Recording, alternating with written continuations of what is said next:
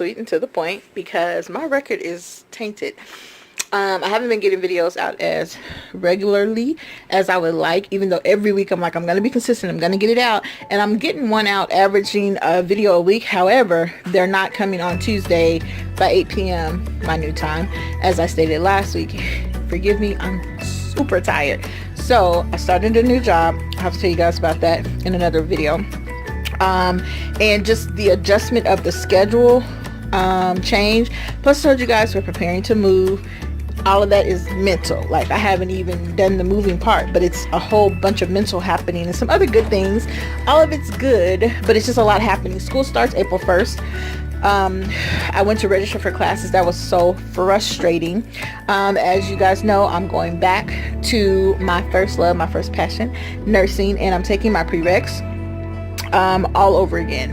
If you know anything about the nursing program process, admissions, selection, you know that there is, for most every nursing program, whether it's community college, LPN, RN, BSN, there's a limit on how long you have to take your sciences, and some colleges have limits on other prereqs like nutrition, English 101, Psych 200, which is the lifespan and development, chemistry, of course the A&P 1 and 2.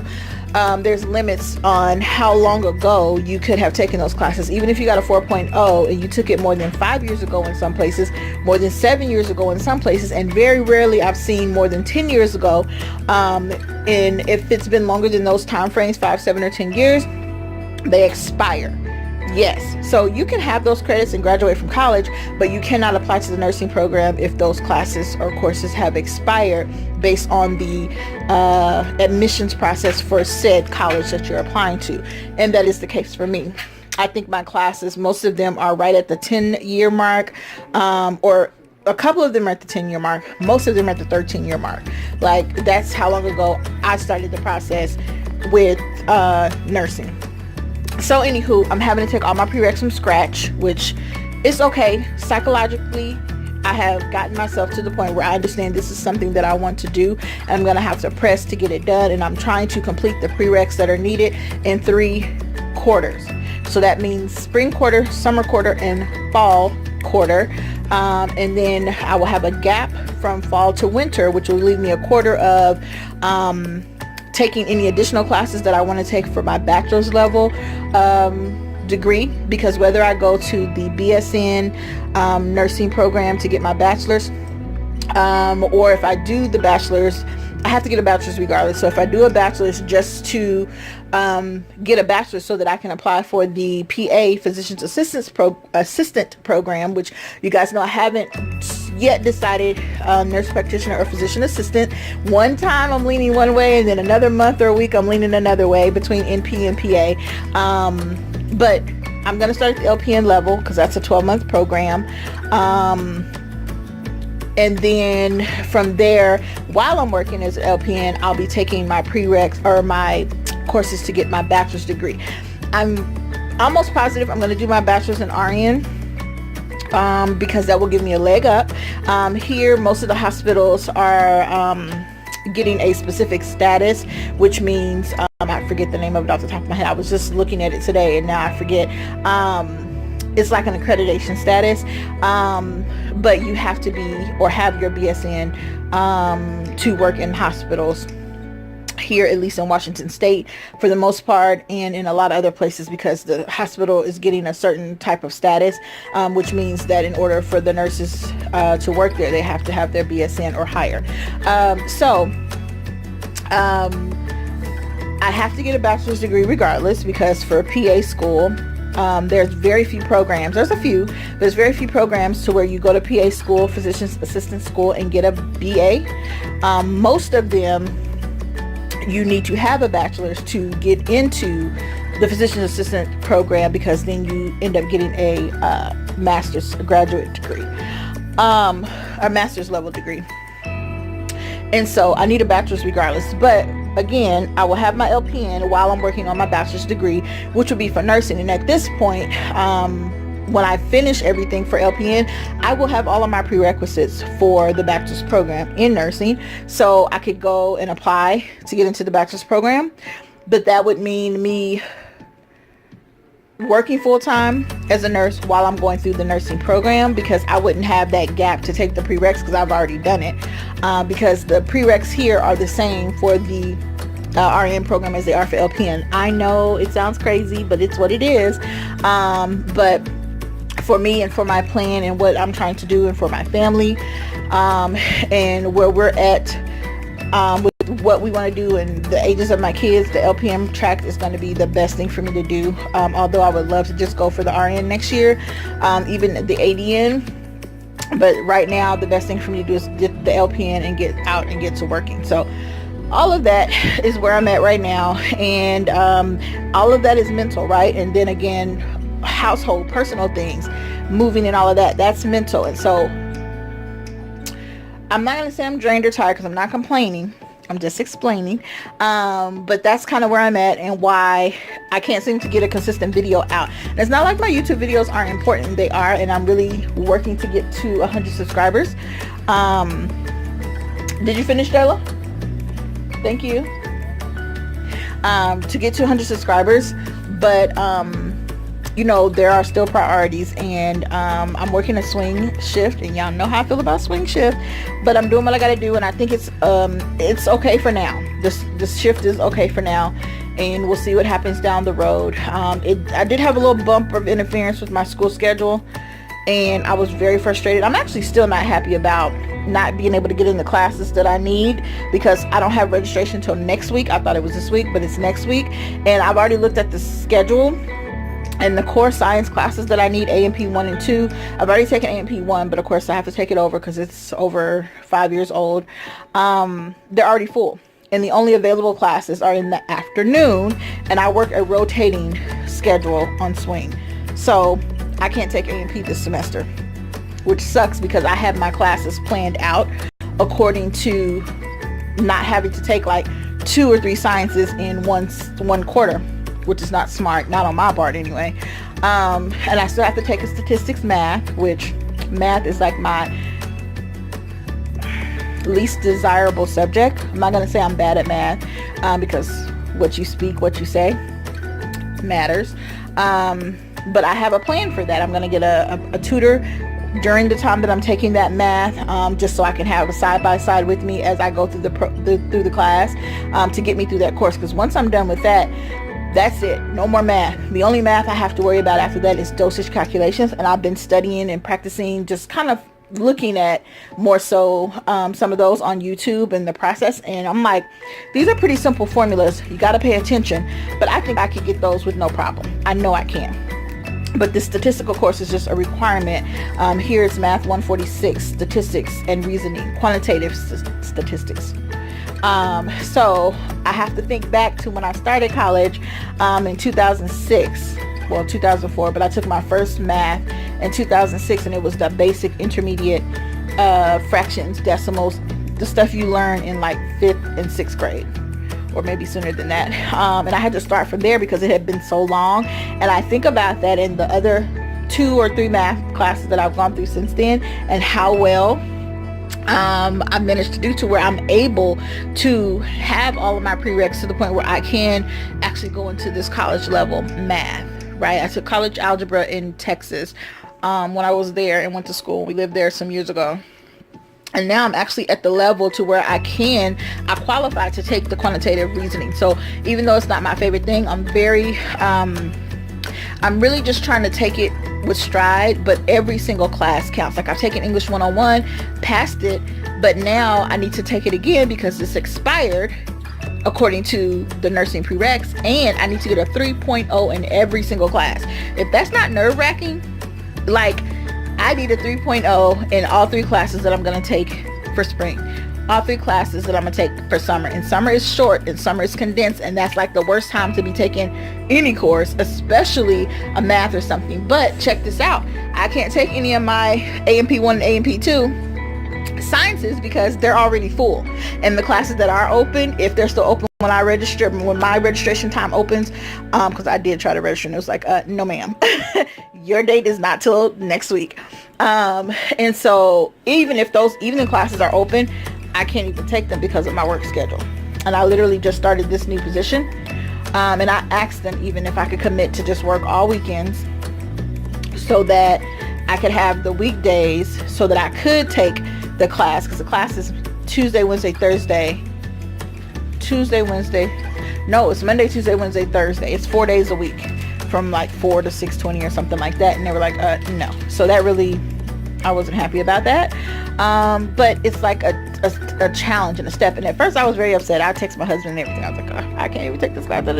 Classes are full, and the classes that are open, I can't even take it. Like, it was just because I've been waiting to start school. I missed January start when I just made the decision to go back and, do everything and get started. And so I felt like I'm behind, but I'm going to knock this out in 3 quarters so that I am able to apply for the opening LPN program in the spring next year, because I'm going to miss the one that's coming up for fall, which is September, because I still will have at least 3 or 4 prereqs that are not complete. So I can't apply till the April next year, which is fine. That gives me this whole year to work, because as I mentioned, I'm paying for school out of pocket. And it gives me time just to get the groove back of school, get me a good schedule going, just get familiar with doing this whole thing again after a transition as an entrepreneur. It is a totally different world. Shouts out to everybody who works and goes to school and takes care of your family. Shout out mummies. But I just want to catch you guys up a little bit. I'm pretty sure that was a lot. And if you have no idea what goes on in the nursing school prerequisite world, I'm sure you're like, okay. But just apply it to whatever it is you're trying to do in your life, and how when you're trying to do multiple things, you have multiple transitions happening. And this is definitely a year of transition. Last year was a year of transition overall for me. A lot of mental, I felt it physically. But this year's the year of reaping.